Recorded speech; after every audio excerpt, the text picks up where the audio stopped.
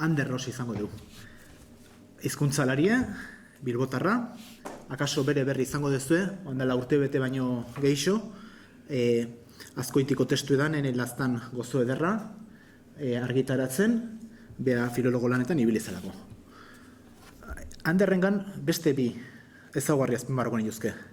Alde batetik, teoria mailai ematen den inportantzia hizkuntza gaietan, aldetik kontzeptu ondo jartzea, metodoko ondo jartzea, hipotesi lantzea, kritikoa izatea, autokritikoa izatea, gauzak behin da berriz behitzea. Eta hortan esango dugu, badaukera olako almen bat, lantzen don gabe bakoitzea poliki zizelkatzeko. Argi oiar bate bezala, o argin oiar batek bezala. Beste eteo, bere etimologiako almena nabarmena da. Hitz bat, burun sartzen zaionen, horre ibiliko da, nundik zekin lotura izan daiken, ze paralelismo atea, zein izan daiken bere lehenengo eta bigarren zentzue, eta bar, eta bar. Hortako, hizkuntzalaritzako maixu haundin eredue saitu ido. Abiantzako, Coromines, Rawls, Michelena, Charles Macolom, olakok eredugarri die. Eta, maixu haundioin itzalpen, bere agaldik iten ditu.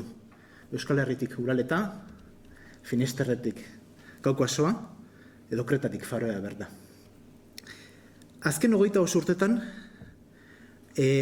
Uribe alden lana iten da bile, bertako onomastika korpusen ingurun. Legazpin berriz ere. Oen dela 27 urte. Etorri nintzen ona hitzaldi bat ematea, Gerard Barren eriotzaren 50. urterna zen orduan, eta Jose Luis Xugarteen bidez ona etortzeko aukera eta ohore izan nuen, da 27 urtegarrenean berri hemen nago, berri ere Jose Luisen eskutik, eta ohore izan zen orduan, da ohorea da ez txikiagoa, orain berri ore, ona etortzea ez da. Oran eskerrak Jose Luisei Aitorri eta Burdinola elkartari oroar. Hemen eoteko aukera eman digulako. Orkezpintxu hori eskerrako eman da, zemar dut.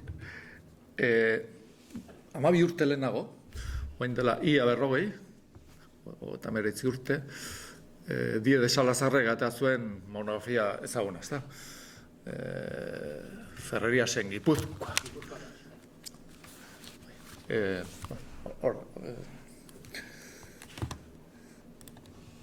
Ferreriasen Gipuzkoa. Bueno, historia zea da, monografia bat, hola monografia, ioan lehen da biziko monografia zendoa, eta horre bota zigun filologoi holako erronka bat. Zer aporta genezaken guk, burdingintza tradizionalaren jatorrian argi ematen, ez? Zerbait. Eta iazan filologo ez genuen kasuik egin. Ez genion kontuari heldu orduan.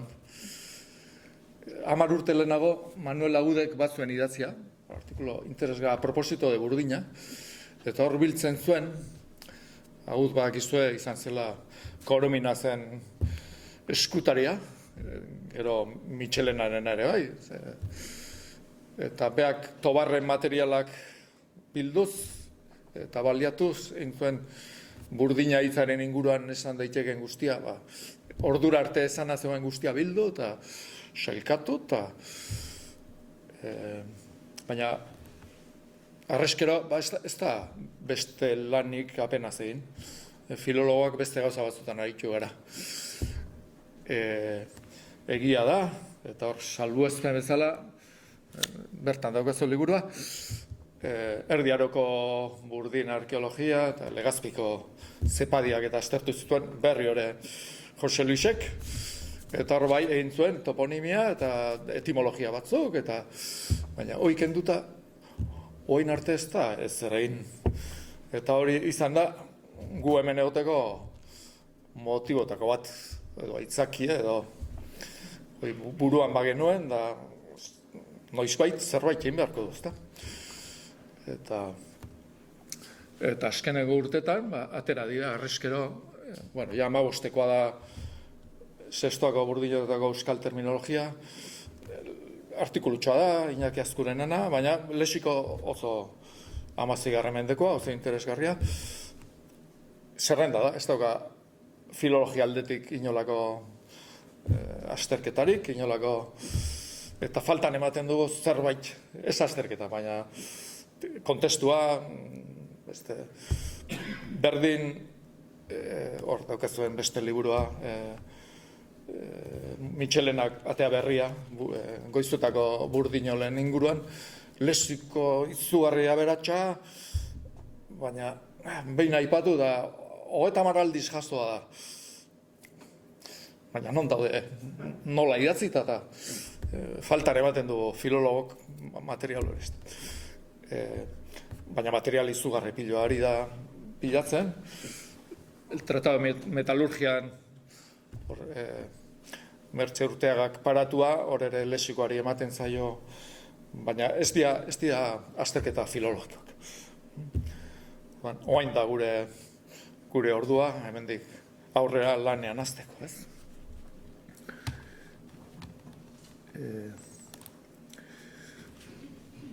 Hau da, Baneixen hiztegitik hartutako. Burdina jarri dut hor hitzen jatorriaz. Horretaz nahi dut gehiago hitz egin burdina hitzaz baino. Nola egiten dan, nola egin daiteken, ze metodologia dauen, hitzen historia egiteko, lexikologia historikoa egiteko. Burdinana izango da adibide bat. Baina horrek eskatzen dago gehiago. Arrazoia izan du, azmatu du bete-betean, alde teorikoa badula bere. Oinarria behar da, oinarri sendoa, bestela alperrik aritxo geinatek ez da. Eta Baneixek esaten zuen orduan, burdina hitz iluna zela, iluna. Eta kuriosoa da, baina burdina batzuela hor, permutazio arraroa, bitxia, gero helduko diogo pixkat. Hori oain dela 150 urtez. Saio asko ondira, asko eta asko, baina ez da ezer argitu. Oaindik, kasia salida hor gaude esan ditxeke. Burdina hitzari buruz behintzat. Eta orokorrean,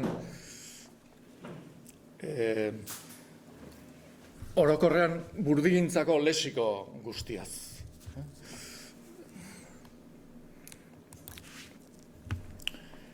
Etimologien ordua 2019an atea zen Euskal Hiztegi Historiko Etimologikoa. Baina izenburua hola badu ere, gero hor zehazten da, 200 hitz direla. Ez da hiztegi bat, da astapentxo bat. Oain ematen dira baldintza hizkuntzalaritza eta lexikologia historikorako inoizkorik datu gehien daukagu, teknologia aldetik big datan munduan bizi gara, ez da etimologika oso garrantzitsua da datuak eskuratu alizatea, ez da.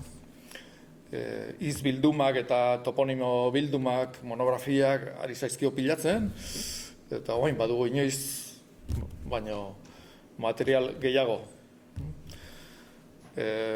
Metodologia bera ere, hizkuntzalaritza historikoak ere urratsak eman ditu, eta izan liteke ordu ona, pentsa liteke urrezko zazoi batean gaudela, baina izan beharko nuke ezetz. Aingura, ez dakit, 40 urte atzerago edo 100 urte atzerago ainguratuta gaudela etimologian kontuan. Naiz eta hiztegi etimologiko bat atera berria den. Horri heldu nahi dio pixkat. Burdinarena eta beste hitz batzuena kokatze aldea.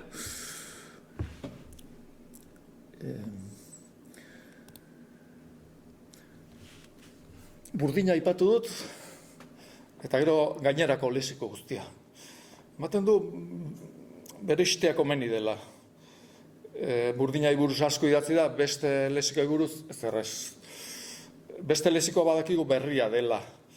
Burdingintza tradizionalak, historikoki, burdina izan daiteke zaharragoa, izan daiteke ez da. Burdina asko zer lehenagotik ezagutzen da, eta iza zaharragoa izan daiteke. Ez dakigu, zaharragoa den. Lehenagotik ondietua ezaguna izateak ez du ezan nahi, izena berriztu egiten dira. Eta gauza zaharra izan arren, gauza berdeak betidanik egon dira hemen, ez? Baina berde iza, ez da modernoa da, latinetik hartua, etengabeko prozesuan dago lexiko guztia, ez da. Eta bi lan dira. Nik uste burdigintzan inguruko lexiko guztia bildu behar dela, aztertu bidea ematen digu konparatzeko, Kataluniako, Frantziko, Italiko, zer guztia hartu, izan ere oso aberatsa da. Ola batean, 1000 pieza eta zeuden, eta bakutza bere izena, ez da, 300-400 bat izen inguru dauden, hitz inguru dauden. Eta aukera ematen digu horrek, Europa osoko zerak hartu, eta elkarren ondoan jarri eta konparatu alizateko. Horretarako, lehenago bilduin behar da, azterketa filologiko zera egin, beste hizkuntzetakoa ere eskuratu, saio asko egin dut eta gauza gutxi lortu dut. Kanpoko lexikoai buruz, ez dago italian zerbait, baina ez dago lan nola askorik ere. Gu hasi gara horretan ere, lexikoa iztegi propio bat filologia aldetik, filologiako tratamenduarekin prestatzen, baina hori izango da, hemendik aurrera hurrengo urtetako langintza.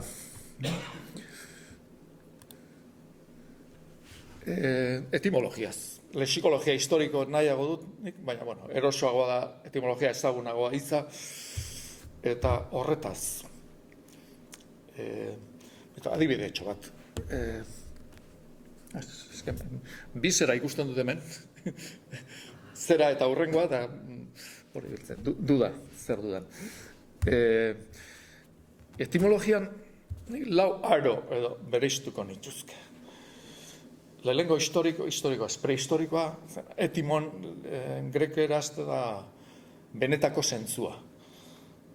Eta orduan, hasieran etimologia zen, hitzen, eta orduan mitoa zegoen. Mitoa besterik ez burdina zertzen, sideros griegos, ez? Siderala eta kanpotik zeruti datorkigun zerbait. Ez zegoen besterako hizkuntzalaritza hasi gabe zegoen. Eta orduan ez zegoen etimologia berezko. Baditu hor, astarloa eta gure apologista guztia, ez? Inolako oinarri gabe edozein gauza. Edozein gauza. Mitoekin lotua, baina gero, bigarren zer baten, sosirren aurretik Gabelentz, Euskai buruz arduratu zen. Orduan etorzen konparatibismo, eta Bob, eta konturatu ziren, hizkuntza ezberdinetan, hitzek bazutela antza. Father, pater, aiba. Eta hasi zen orduan hitzake konparatzen forma. Zentzuari ez zioten garrantzi berezirik eman, nahikoa zuten hasteko formarekin. Hitzak asko aldatu dira hizkuntza baten da besten, da orduan konparagaiak gutxi ziren. Orduan, azkenean konparatzen erroak. Eta erro da gauza konstrukto artifiziala. Ez da, hitz jakin zehatz bat bere esan nahia duena da. Eta hor, konparazioak heteroagoa dira. Eta neurri baten horretan ere horrekin jarraitzen du. Euskal hiztegi etimologikoan, nik esango nuke, gaitz hori dula. Asko jotzen duela erroetara, erroa, berrio bueltatu gara erroen zer horretara. Baina, Sosirrek eta konturatu ziren hitzek bi aurpegi dutela, ezta? Abiazia, adierazlea, forma eta zentzua. Eta ez zela nahikoa forma konparatzea. Zentzua ere konparatu hartzen. Eta hemen, adibide bat jarri dizuet, gabia. Gabia den, ez dago, oletako zer bat ez, mailuaen aga, gabia. Formaz, bitu, orotariko euskal hiztegiak dioena. Etimologia ematen du. Gutxitan ematen du orotariko etimologia. Garbia dienea, Michelenak zerbait horren inguruan esan duenen, eta hemen ematen du. Podría tratarse de un representante del latín cavea.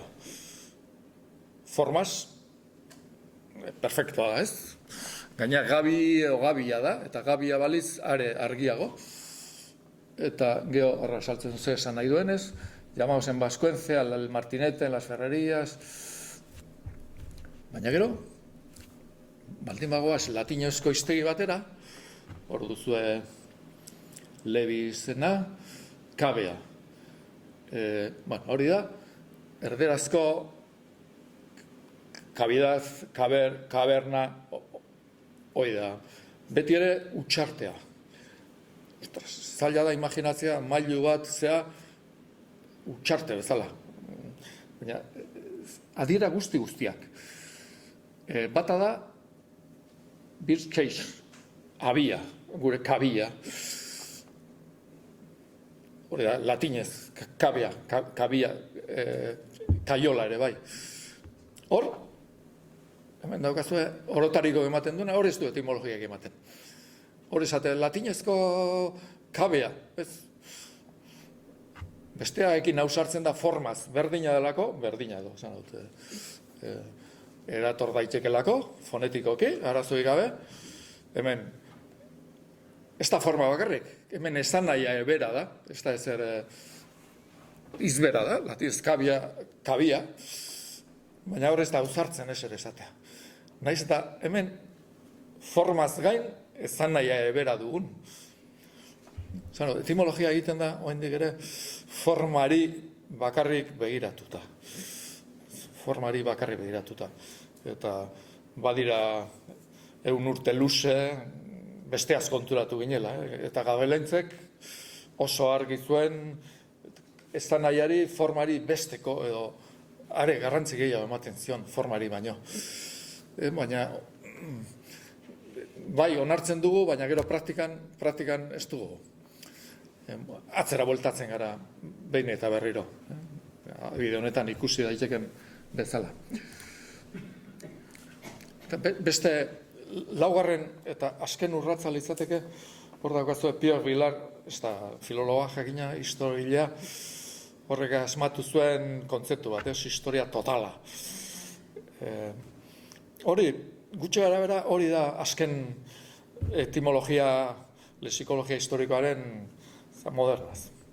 Ezaguarri. Bestea da William Labovek, bain zuen aldaketa linguistikoaren atzarriak liburu bat, 3 liburuk iten. Lehenengoa zen, barneko faktoreak, liburu bat. Eta beste ziren, bigarrena faktore sozialak, eta hirugarrena faktore kognitiboak eta hizkuntza aldaketa buruzko zer batean, lan sakon zer batean, barneko faktoreak eren bat. Ze garrantzia ematen hasi zaion testuinguruari. Ez formari, ez esanaiari. Horrez gainera, historiari. Ez da nahikoa.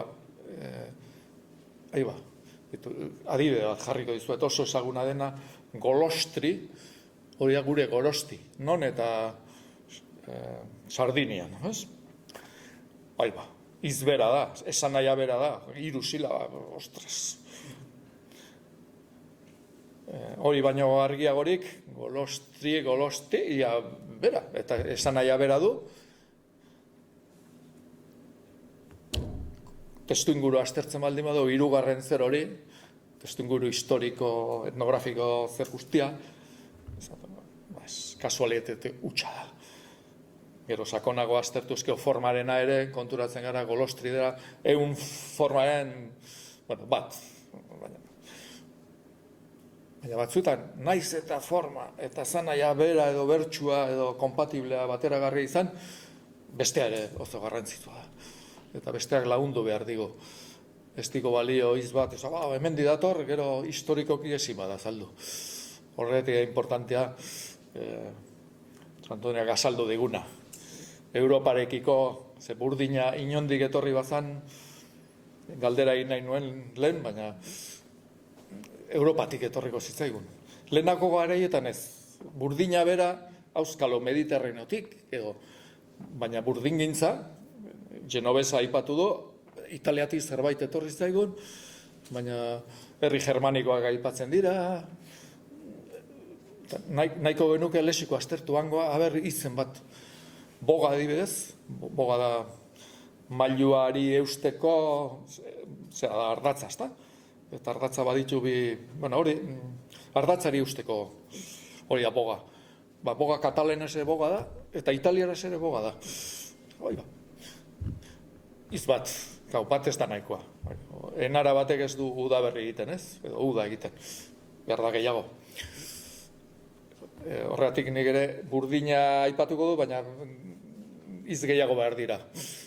Bestela iz bakar batek ez du.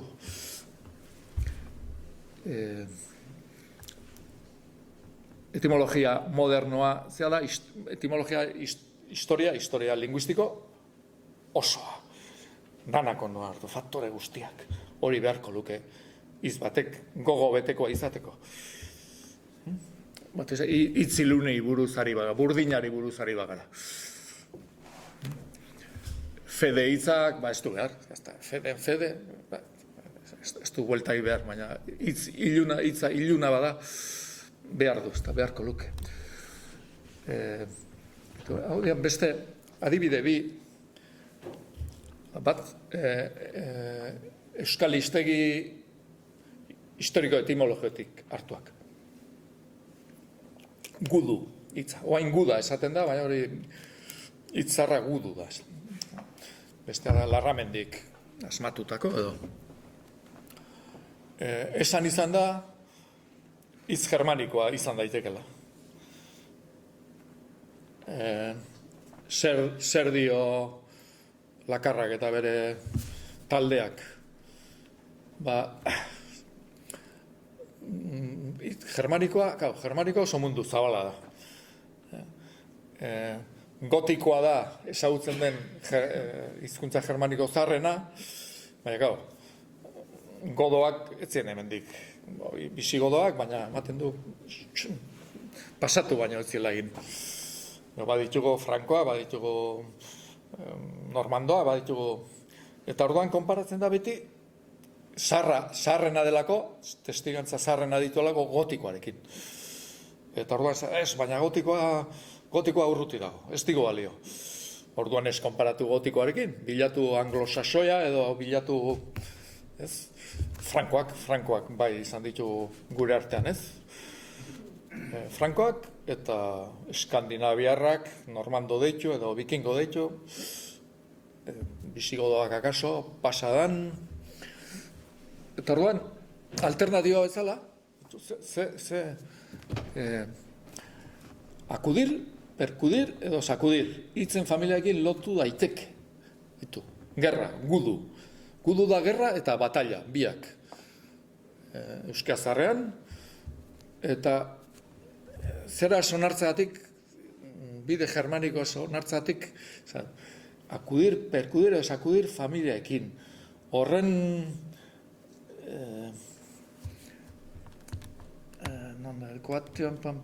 kudut, asteriskoarekin, ez delako kudut izango litzateke, partizipioa kolpatua.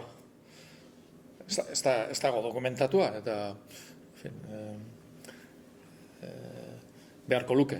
Testu asko daude, ez dago lakorik. Eta kutut izan liteke kolpatua, baina gero, bata da forma. Formaz gudut, ondo. Erosteko modukoa. Baina gero zentzua, pasatu bargara kolpatutik gerrara. Bai, gerra nahi kolpea daude, baina kolpatu partizipe batetik gerra izeneko sustantibo batera, esplikatu behar da hori. Eta ez da erresa. Baina kudut hori, ez da existitzen berez, ez da dokumentatua, inondik ino. Eta zerak errefusatzeko, zer Germaniarra, bide Germaniarrak errefusatzeko,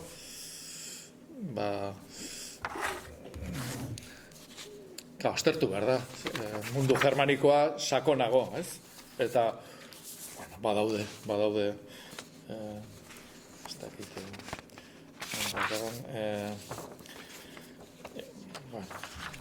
txiki ikusten dut, esaten du batek aipatzen duela, forma bakarra aipatzen duela, beste hiztegi batean, aurkit deribatuak, eratorriak, gudut posible horrenak, ez bat, 60 bat, oso erabilia ez gotikoan. Oso erabilia izan da anglosasoian, zarrean, ingles medioan edo izugarrizko. Eta beste arazo bat ikusten diote, gund. Gotikoan da ene bat du, gund. Eta gund bihurtzea ezinezkoa, fonetikoki. Aztertzen badia mundu germanikoko beste hizkuntzak, germanikoen barruan ND talde hori desegiten da. Eta Ganer da olakoak badaude ja germanikoan bertan. Bilatzen diela, ez dakita izakiak, edo lana hartu nahi ez, edo hor bago tabu moduko bat ere. Germanikoak ez dira hemendik ibili, beste batea begira dezagun. Hitz bat. Aipatu izan dira germanismoak Euskararen historian 6-8 bat. Eta orduan adia banan desmontatzen. Gudu da ezagunetako bat. Bestea xilarra. Urre zuria. Hori askotan aipatu da. Baina aipatzen da, konparatzeko, xilabros, konparatzen da, baltikoko forma gotikoak, xidabruz da, konparatu, badira, xilberria bera ere, urbilakoa da. Xiler ere, germanikoen barruan, taldea desegin da, gure xilar, forma asko ze urbilagokoak, baditugu. Esan nahi bera, xilar, hor ez dago, esan nahi aldetik, perfecto. Eta forman aldetik,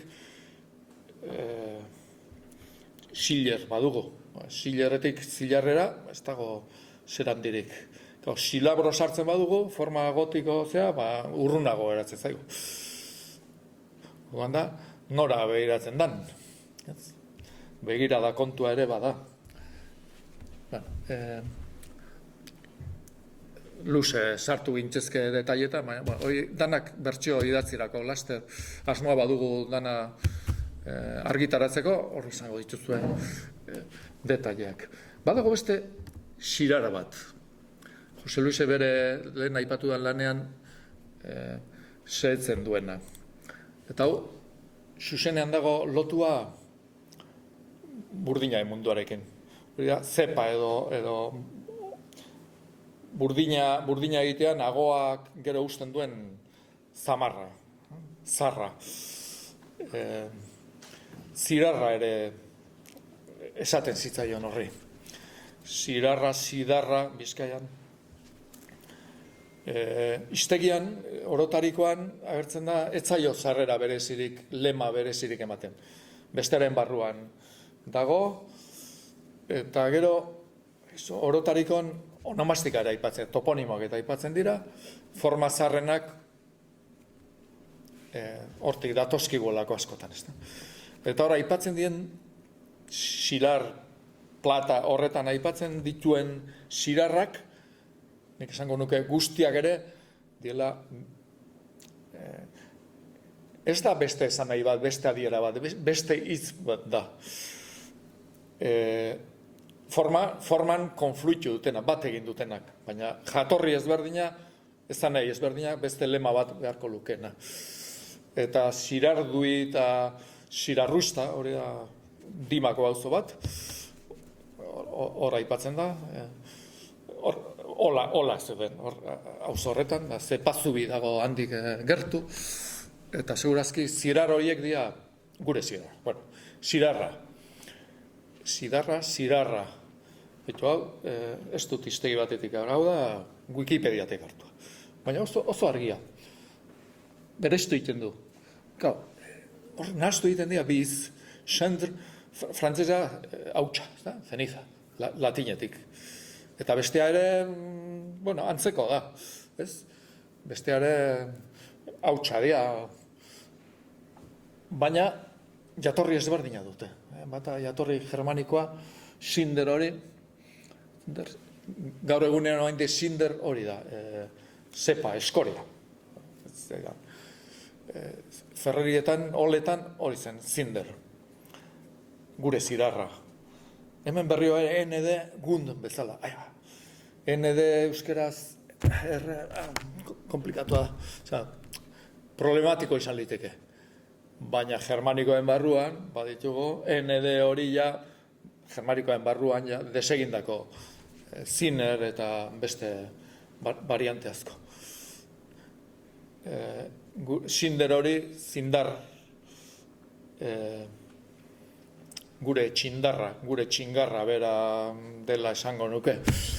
Eta txindar horretan, gu baditugu txinar, inar, euskaraen barruan ere, ND talde horiek deseginda. Euskaraen barruan. Ez baditugu germanikotik hartu zuzenean taldea deseginda.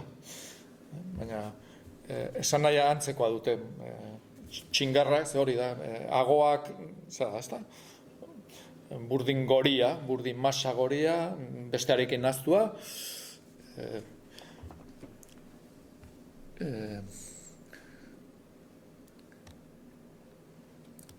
Bueno. Gatozen burdinara. Ez dakit, zenbat nahiko nuke. Bueno. Joan intzaiten bora ginen, ez? Ordola, oso. Burdina. Hor baduzu atlas, hizkuntza atlasa, ez da, euskaltzen dek. Hor burnia, Gipuzkoan, eta Bizkaiko zer baten, kostaldean, Plentzia inguruan, da hor ere burni. Eta gero, burdina, bai Bizkaian, eta bai ekialdean. Eta burni erdian. Bueno, burni gaur egun, baina forma historiko zarra dudai gabe burnia. Testu zarretan, Landutzioren gandigazi, burnia, eta isastik burnia, zea burniarik ez, balizko olak, burniarik ez, olak, burnia, forma zarra. Hori galdua da. Burdina ere, burdina berezko Bizkaian burdinie, gero galdu, hori ere galtzen doa, ez? Eta ekialdean gehiago galdu da, hor parentesi artean dago, baina forma zarra aduna da. Ez da bisilabikoa, importantea da, burdin bisilabikoa eta burdina iruzilaba. Ez da bat bakarrik, horrek silabazioa guztiz aldatzen du. Baditugu lako arno iparraldean, eta ardo eta Bizkaian ardau. Ardau, ene bat galduko zuen, ardano eta ardanotik arno. Baina arno iparraldean dugu. Berizketa dialektala ezberdina da. Gazta ere badugu, gaztai, eta iparraldean gazna. Hor ere berriro, arno, gazna, iparraldean. Hemen ez, hemen sudurkaria duen zea erdialdeko forma da.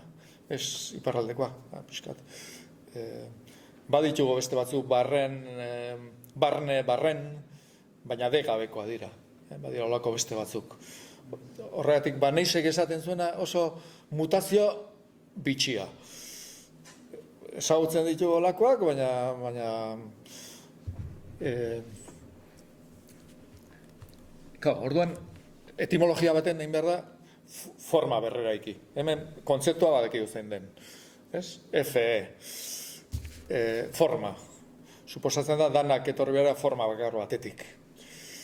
Orduan, zein da forma zarragoa? Burnia, burdina, ezin da esplikatu. Bi adia posible eta gehiago ere. Ez da burni eta burdin bakarrik. Badago hirugarren forma bat eta da burnina, burnin. Lehen aipatu duan Iñaki Azkoren lezik hortan, agertzen da, burnin erdira, erdibana aitea. Enaguatxeria, gure eskualdean. Ganantziak erdibana aitea hori zen, aburnin erdira. Eta oso 16. mendean hasierako zeadia, gaina askotan jazua. Eta burningela, eta burnin... Gero goizuetakoan ere, burningela berrio eta burninpara, burninpala. Eta toponimen ere badira burnin batzuk. Burnin. Ez da bakarrik burnia orduan.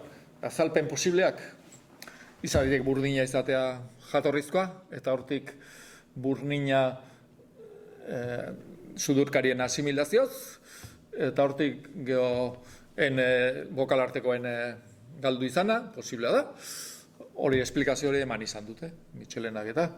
Baina kontrako ere bai, burnia, ene bat, Bizkaian batez ere premia, ene bat iatoa apurtzeko sartu izana, eta gero hemen kontrakoa, sudurkarien disimilazioz burdina ematea, hori posiblea.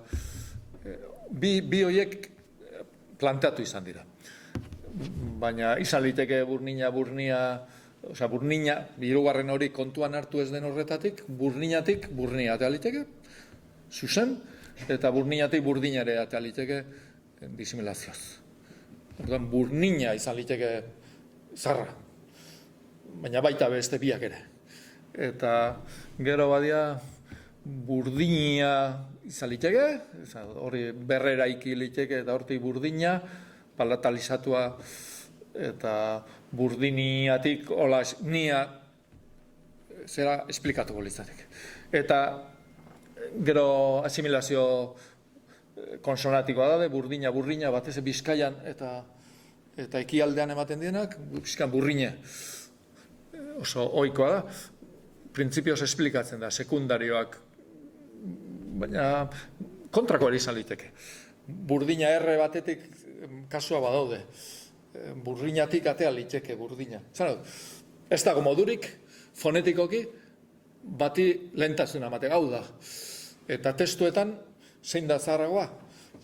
Horrek ere eman liezaguke laguntza. Ez testu zarretan, hau. Ba ez. Testu zarretan, nik uste lehengo aipua dela landutziorena, iztegi testuetan, burnia. Baina gero segituan dator burdina. Handik, eta toponimian. Toponimian ere agertzen dira asko begabeko formak. Eta bota izan da, burdinatik ote datozen. Bata gero malen gaipatu dugu burdinola, zeurazki ez da. Leitza goizutako mugan hor urdinola. Ola gaudo. Urniolan ere, aiako bazterria da gaur, baina ola izan dakoa. Ola izan dakoa, urniola, argia da. Bizkaiko zornotzan ere topatua du bat, burningurutze, burdintxueta eta urdintxueta. B eta B gabeko formak. Baina hemen, forma zar guztiak izango liateke B gabekoak. Eta pixka kontranatura, beharko genuke kontrakoa. B galtzea izango litzateke, espero genukena, eta esalderantziz.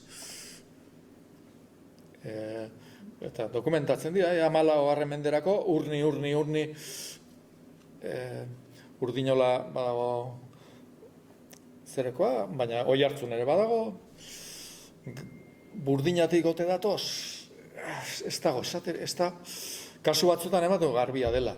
Esplikatu behar, zergatik testigantza zarretan ez dugun erskaria galdu den,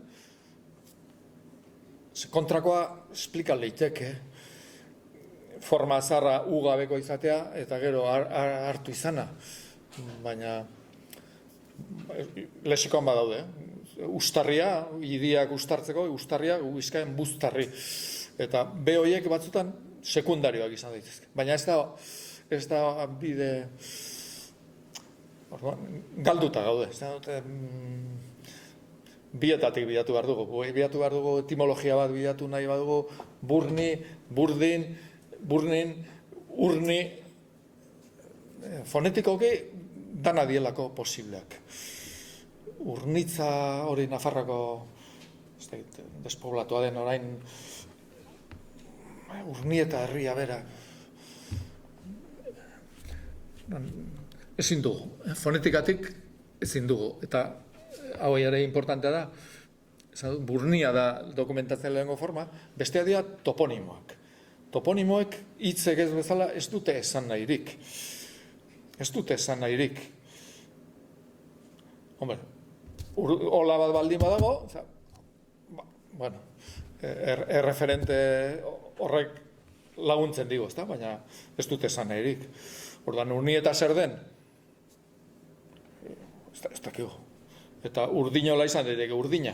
Koloreagatik edo izan daiteke auskalo, ezta?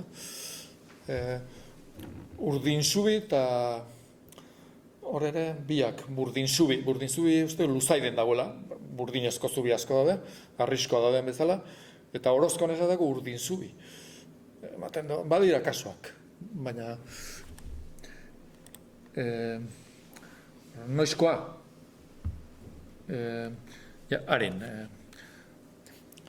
motivazio semantikoak. Esan du, forma bat bilatu behar da, hor ez dugu, ez dago erabakitzerik. Esan nahi aldetik, ze motivazioa daude Europako hizkuntzetan, burdina izendatzeko, edo gogortasunagatik, ostazunagatik, astuntasunagatik, astuna, deitzea astuna den, baina metal astuna ez da burdina, metal astuna beruna da. Gehien bada gogortasuna, eta hor euskarak ez digo laguntzen. Gogor da burdin, gogor edo gotor edo ez daukagu. Kolorea beltza esaten da, blacksmith, baina hori igual ikatzetik. Errementariak beltz bai, baina burdinetik baino ikatzetik, beltztuko ziren. Gorria da, ez? Iturri gorriak eta emati, ez da, kolore gorria da burdinarena edo minelarena bintzat. Kolore urdina ipatzen da, jakina, euskaraz burdina dugulako. Baina igual hori da adok bilatutako ez da berez, eta gero bat nuen, denbora duen, Eisvogel txori baten, gure Martin txori ez da? Arrantzalea, Martin Arrantzalea. Hori da, alemanez Eisvogel, Eis da burdin txoria. Eta esplikazioa hiztegi etimologikotan, ez urdina duelako, urdin metalikoa. Egia da, urdina badula, baina gorria ere, laranja. Eta leyenda badaude, hori esplikatzen dutenak. Zerura joan zela eta eguzkiarekin erre, normalen kolore gorria horrekin lotzen da. Ez derrigorre urdinarekin. Ez digo, urdinetik etor liteke. Izan liteke, burdina eta urdina jatorriz izbera izatea, eta esan nahi ezberdin hartuta, orduan forma ere, berizte, hori joera, formak berizten dienean, orduan esan nahia berizteko joera dago, eta alderantziz. Jose Mari ikazian egon, etzan, Bizkaian etzan, ez?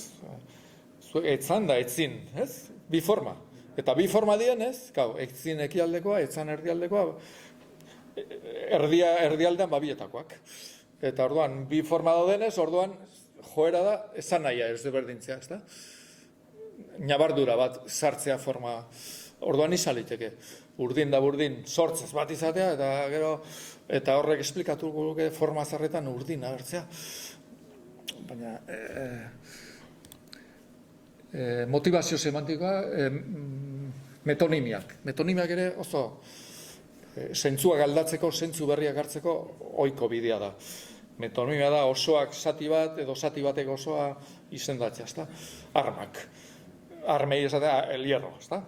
Pistolei, zerei, espatei, burdinezkoa zielako. Garrantzia, pisua. Erdera esaten da, quitar hierro al asunto. Badira olakoak. Objektuak edo zein plantxa ere, burdina. Edo ferra da berez hori, ezta? Metala, burdina da, claro, metalik zerena, behinena burdina zen. Orduan metala da hitzak nahastu dira. Batak besteari eman dira izena. Brontzea ere nahastu dira izena. Baina euskararako ez digute laguntza. Ez digute pista argirik ematen. Urdina kolorena, akaso, eta orduan sartu naiz ja amaitzeko. 3 etimo posible. Bata da burnia, lehen zeuka aipatu duzu zer ezta. Hori burnia da, brinia, hoi da justo hoi, bularra da, berez, breastplate, berez, hitza da bularra, bular plaka, bular plantxa. Baina gero ilundu da bularraen zentzua, eta deitu izan zaio piezari berari. Erderaz, hori da, koraza, ere bai, eta koraza larrutik dator. Koratioz, larruzkoa. Horren, nahaztu da materia, ze materia segina dagoen, gero horrek eman dio izena. Orduan, euskeraz posible alizateke hitza fonetikoki izbera da, ez luke arazoik izango, bular plantzea, eta lako batean burdinezkoak zielako, gureak, ez da, zerritan egiten ziren, hemen? Peto edo espaldera. Bai, zerritan esan duzu herri bat zen. Gerrikaiz. Gerrikaizen. Nola burrizkoa ziren, ulertzea bular zeabarik, burni, eta zentzu traslazio hori eman izan, aukera bat. Hau ez ziren egiten ziren burdinoletan edo jakin batzutan egiten ziren, da komerziatzen ziren zeretako bat, ezta? Beste, hau zen, nik ikusten nuen, baina zuek ez. Bueno, hemen, Bruna, Birne, Brinia, Brunio, zer, hau da, Galsen iztegi, alemanesko iztegi etimologitik hartua. Beste bat, ez da, zein... Bigarren bat, burdinia da zama. Inglesez burden hori da zama, ezta? Astuna, ere bai, burdina esan dugu astuntasunarekin lotua dela, baina bia dira, kargamentua, itsasontzi baten zama, hori ere. Eta formak, iztegi, kleinen iztegitik hartuak, burden, birden, birten, eta etimologia horrena da burtinia. Fonetikoki ere ez luke arazoik izango. Esan nahia hemen, berriz, esan nahi lerradua izan beharko luke, metonimia bat. Burdin sama bat, burdin karga bat, eta, burdin karga bat da, gurdi batean, edo itsasontza hori burdina da, eta hori karga da. Pia dira, ezta? Orduan, alako batean burdina esan dakioke, edo zera esan dakioke. Eta hor, eman daiteke zentzu traslazio hori. Eta beste bat, burnin, hori baliz, burnin ere da, goria, burdin, edo markatzeko burdina. Hori, Briesen iztegitik, Brennen brand name, markak, zerbeza eta markak, brand hori dator, zea burrinez markatzea da brand. Eta burnin, gero adjetiboa, jakina, izan liteke, gauza bera. Burdin goritik, edo markatzeko burdina izatetik, burdin badute euren problema, euren zea, baina aukera bezala astertzeko forma baditugu, esan nahi traslazio posible bat ere bai, eta behar da, kontestu historikoa, Europarekin, bakoitzak samarena Samaren horrek eramango gintuzke Burtinia merkatal zerera, ez? Burdinkargak mundu horretara eramango gintuzke. Bularrarena horrek hori ere bai, komertzio gerrako termino asko dia germanikotik hartua, hori Kolominasek aitortzen du. Inon begiratu behar du armak izena ezertzeko, germanikoa da. Eta hori ere arma da. Baditu euskeraz beste hitz pare bat, zeakin eskutu egin lotua germanikoti datozena. Hain naiz germanikoa gora eta bera, latinezkoak orokorrean latinetik hartua ditugu. Hau dira salbuespenak. Altzairua iban ezakeen, edo ez dakit, Jose Luise gero hola aipatuko duen, latinekoa dira ia denak. Eta latinezkoak eramango gintuzkete, igual harreman monastikora. Hipotesi da, burdingintza moderno honek komentuetatik sartua zela. Eta orduan, latinezko horiek hortik, eta bestea zein zen, bueno, kontestu historikoa hori izateke, bai.